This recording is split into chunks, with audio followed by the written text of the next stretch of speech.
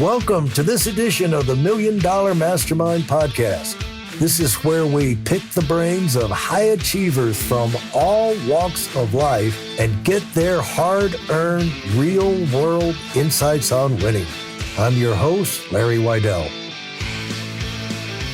Let's have some fun today because we have Kara Goldin on, and Kara is just a phenomenon. I still remember, have great memories of the first time she joined us and was so happy she had the time to come back and talk again because gotta be busy doing a podcast and running a company. The number one has become, I don't think it was at the time, but the number one leading brand of unsweetened water in the country.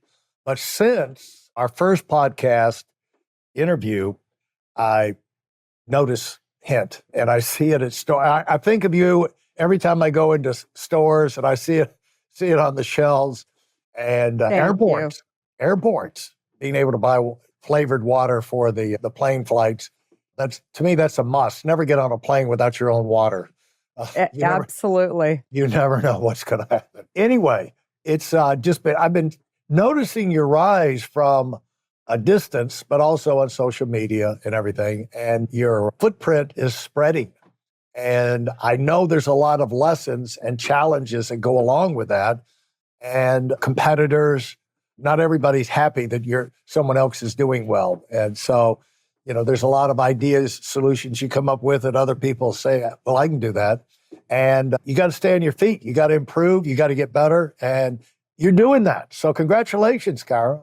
Thank you. Thank you. Well, and so there's a little bit of a change. So I am not actually running Hint right now. Ran it for 17 years. And So I'm still involved. I'm still on the board.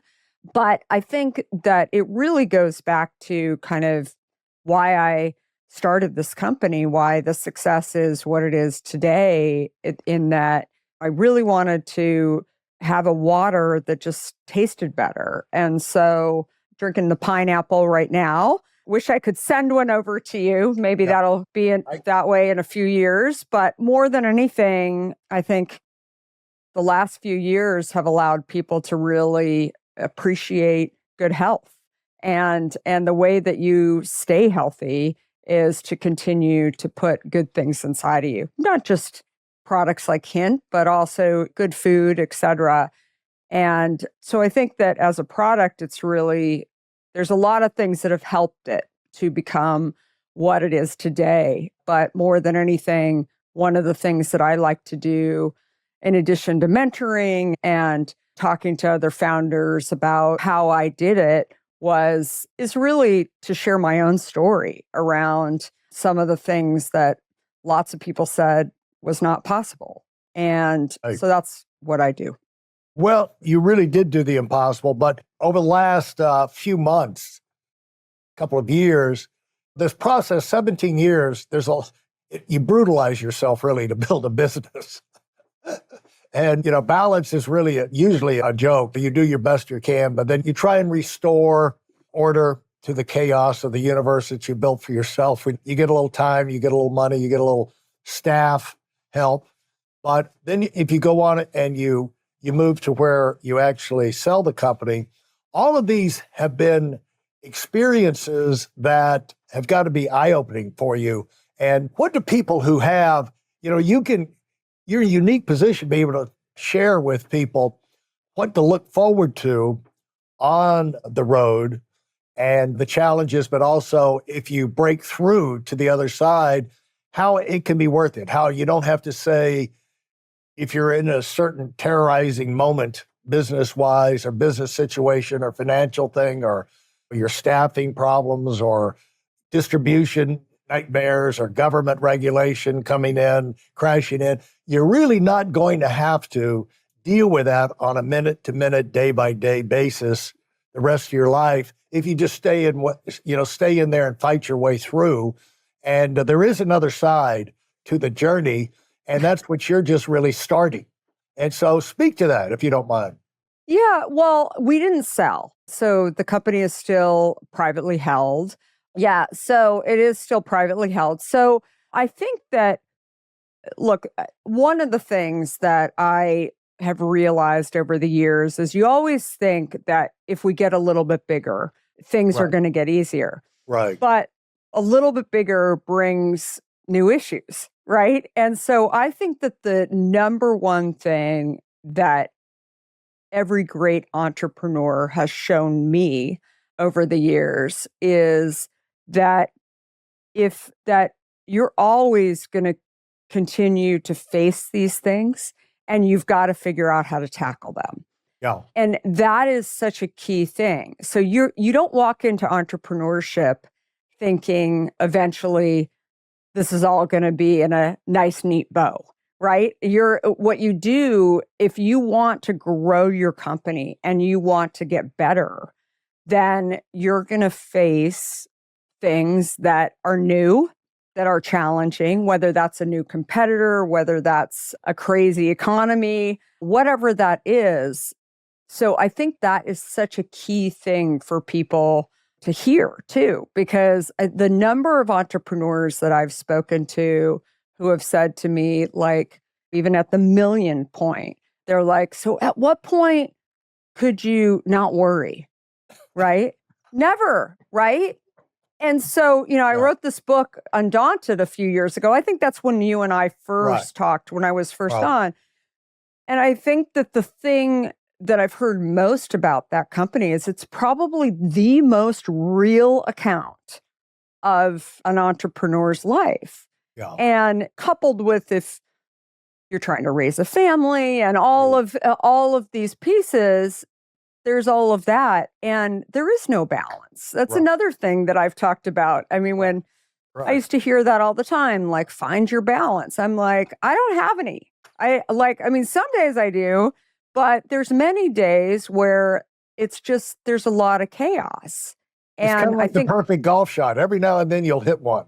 But right, right. But you don't walk into entrepreneurship right. thinking that one day, maybe you do, but the best entrepreneurs learn that if you want something that you haven't achieved yet, you're going to face hurdles. You're going to face something new that you don't have experience hitting.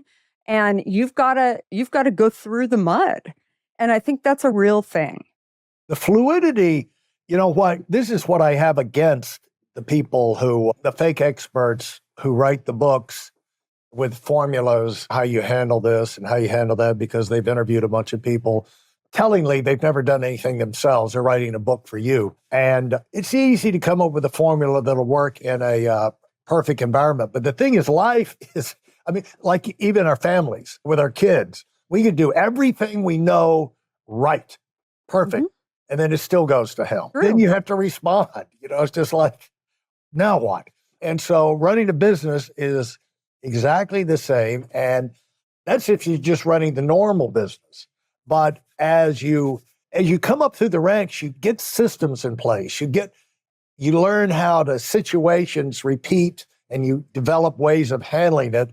But it's funny how those don't always translate when you're 2 times bigger, 5 times bigger, 10 times bigger. You have to come up with new go-to solutions, and the complexity is just never ends. And so you're a smart person. I'm sure people told you that. I'm sure you knew that before you headed into it. Was it still a surprise for you, the level of that, as went headlong into these growth issues and you had these challenges coming at you?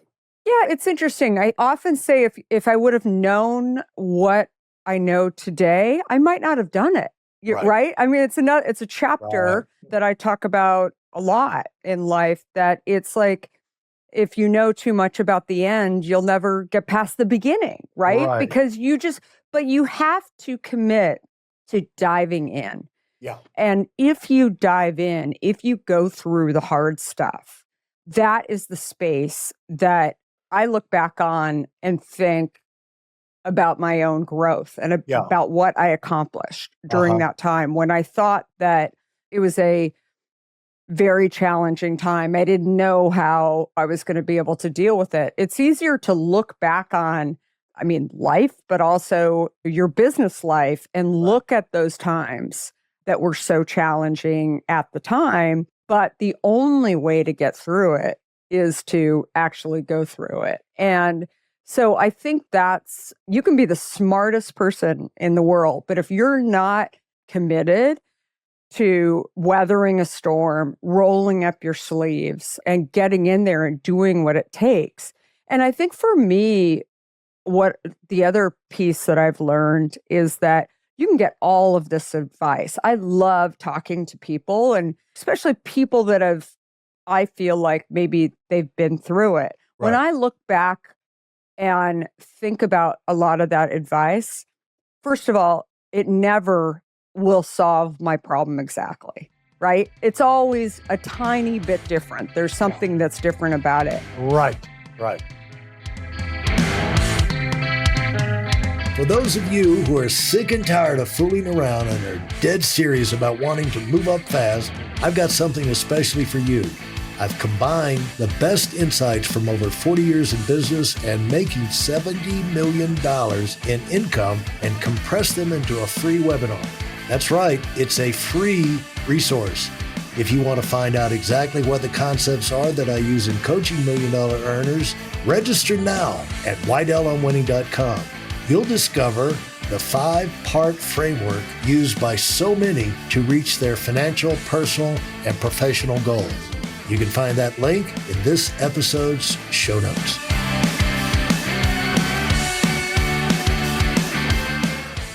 But I think that the other piece of it is that I'm not looking for people to solve my problem either. That's another thing. You wouldn't be an entrepreneur if you thought, I just call up Larry and he's going to just make a phone call and he's going to fix it, right? Yeah. You actually want to break new ground. You want to do something different.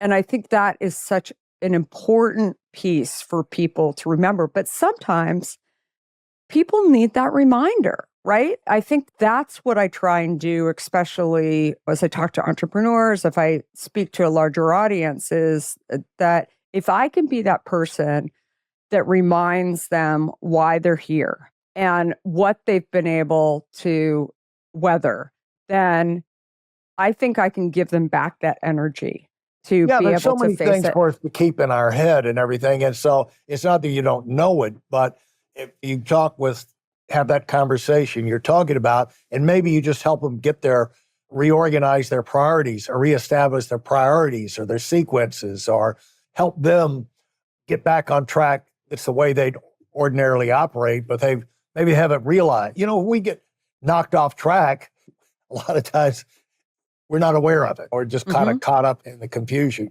Forest for the trees situation.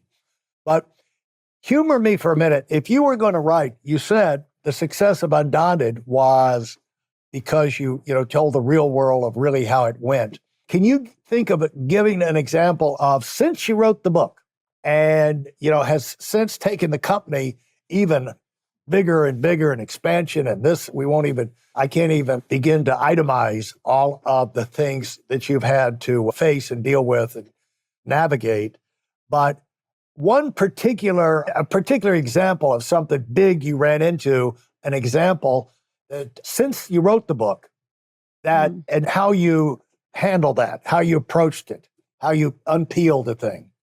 So I wrote the book actually right before COVID. And I think that COVID, for any business leader, was a big unknown, right? And for me, what I figured out in any challenging situation in my life is that I have to see it.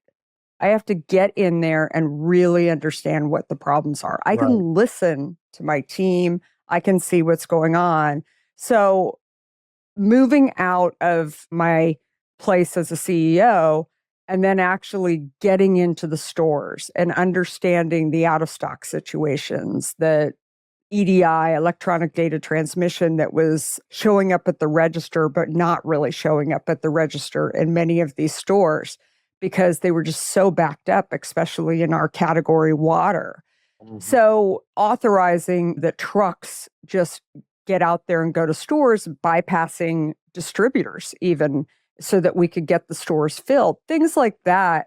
I think it goes back to sometimes you have to throw the rules out, right? There you go. There you go. And you have to be able to look at, how do I service the consumer? Not just the consumer that enjoys the product, but the consumer that's actually trying to fill their shelves, because we really have both consumers in a product like Hint. And so being able to, nobody wrote a manual for that when we were going through it, and not just me, but for anybody who was dealing with that and successfully. I think dealing with COVID successfully from a business perspective, I think that's a time. And I think also being able to be an authentic leader that is, I don't think you can ask your team to go and do things that you're not willing to do yourself. So here I was asking people to go into stores at a time. I know nobody really wants to think about this time, but the stores were scary, especially in the beginning. People are wearing masks. So there were a few people that were like, wait, you're sitting in your office, sitting on a Zoom call with us, and you're not actually going into stores. And I couldn't do that. Yeah. I mean, it's the same, like I would not, I think that is the other thing that I've recognized about leadership. And I'm sure there's some books out there, to your point, that talk about this, but I really saw firsthand, how do you build trust with your team? You put yourself in the arena, right? You have to. And especially when things are scary. Yeah. And I think that is a key situation that I saw. And we grew substantially because there were a lot of other leaders in our industry who weren't doing that. And they were not servicing the stores like we were. And they lost space. And it took them a long time to get it back, if ever. Yeah.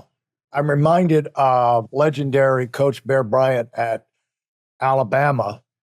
And over the years, he got more and more removed from his players. And where at the time, at the end of his career, he went through the practice, not on the field, walking around with a whistle and talking to the players and moving them around. Or even the sideline. He was up in his tower looking down. He thought, I could sit and look. And then he lost touch with the players. And the whole program kind of soured there a little bit towards the end. And it just wasn't out the same Alabama. They did have the magic. But the thing is that, let's see if you'll agree with it. One thing to realize when people, you're going to go through it. Everybody listening, you're going to go through it on the way down or the way up. You're going to run into major issues, right? Yeah. It's good if you get a game plan or an idea about how to handle it. Number one, you're not going to figure it out all at once. You're not going to go to the mountaintop with like Moses and come down with 10 commandments to solve your business, because even if you did, your people wouldn't listen to you because all of a sudden they're not involved in any of these solutions. And so you're not going to come at the genius. You're not going to be Leonardo coming up with this solution no one's ever thought of. And you're going to solve it. It's like you go through, it's like you're reading a book, one page at a time. You get up, you go to work, someone comes in, a phone call comes in, you respond. You look at an email here, you respond, and you start working your way through it. And so you don't have to, so don't get overwhelmed with, what am I going to do? You don't need to know. You just need to know the next step. And the other thing is, you're the smartest person in your company to make these kind of decisions. And so the smart way to look at it is to get yourself out there in front of the issue and let the answers come to you. If you're there and you see it with your own eyes, not filtered through somebody else telling you, see it with your own eyes, it's like all of a sudden your experience, your knowledge, your skill set will kick in. It's like, okay, now I know. Now I know what we need to do. Okay, I've seen it. I got it. Then you can move forward. So it's a process. It's another way. So I'm interested in your feedback on that. It's interesting. I've thought a lot about the word smart, and I wouldn't say that I'm dumb, right? Or, and I'm not trying to take myself down a few levels, but I think that great leadership is empathy, right? And you see the empathy. And I think a lot of what you're talking about is that there's a lot of gut, there's a lot of there's problem solving, but there's also thinking about other people, right? Whether that's the consumer or that's your employees. And you're sitting there thinking about, is this the right thing to do? Right. And I think that there are a lot of smart people in the world who don't have that gut and don't have that skill. And I think that it really boils down to caring as well. Right. And that's another thing that I often, if anyone listens to me, I say to my kids who are in their 20s, like, you got to work on something that you care about. Whether you go start a company or you're walking into a business, it's great to get a big paycheck. And maybe you do that for a certain period of time. But if you don't really care about what you're doing, if you're not interested in the people that you work with or the product or the service, it's going to get old. You're not going to be coming up with the solves for when you're hitting these roadblocks. And again, this is not just as a CEO. This is also, I think, just in day-to-day life. Like, you have to be interested in what you're going to spend the majority of your day working on. And if you're not, then I think it's pretty tough to really have that empathy. Well, you won't get any enjoyment out of it. If you don't care about it, you're not going to make the effort. And when you do accomplish something, it's not going to mean anything to you. And so you're not going to get the satisfaction that somebody who really cared about the project is getting by seeing it actually happen and take place one step at a time. You're just not going to enjoy it. And so you better go find something else. Well, and I think that's going back to leadership too. I think there's a lot of founders that I've met, and some of them very successful, some of them not, or have had challenges or failures or whatever and along the way. But I think that the thing that most of them have, that you can just see it in their soul, is this: they care, right? They have this idea that they want to get out in the world because it's going to help people or it's going to solve a problem for people. And I think that the challenge for people who are not empathetic leaders is that when you don't have that founder caring about what the next step is and thinking about it, that's where you often see companies kind of hit the bumps in the road. Because there are leaders, very smart people, who will come into companies, but those aren't typically the people that are going to turn things around or lead with the same caring that a founder entrepreneur.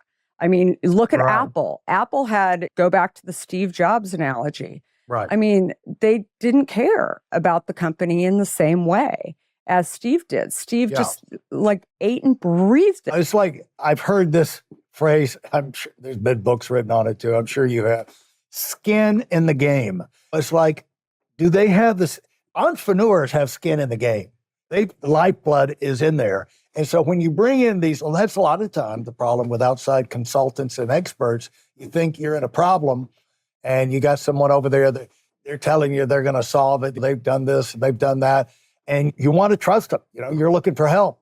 And you bring them in, you find out, they're just bringing, it's kind of like a decorator. You've redecorated your house where you get a decorator and they have the same style. They just go and they use the same kind of tones, the same furniture, and same look.